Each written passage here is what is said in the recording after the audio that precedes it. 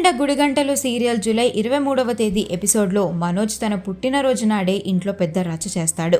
ముందుగా చింతామణి మాజీ భర్త సింగరాజును కలిసి మీనా తనకు జరిగిన మోసం గురించి చెప్పి అప్పు తీర్చగా అతను మీనాకు అండగా ఉంటానని మాటిస్తాడు.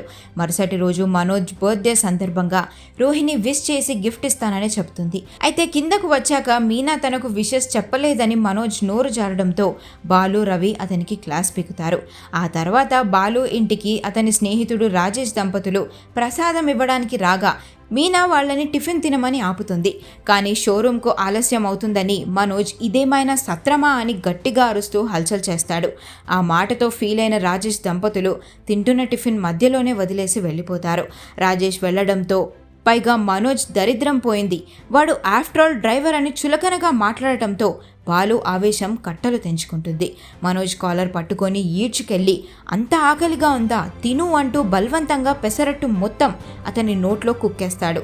బాలు విశ్వరూపం చూసి రోహిణి, ఇంట్లోని వాళ్ళందరూ షాక్ అవ్వడంతో ఈరోజు ఎపిసోడ్ ముగుస్తుంది.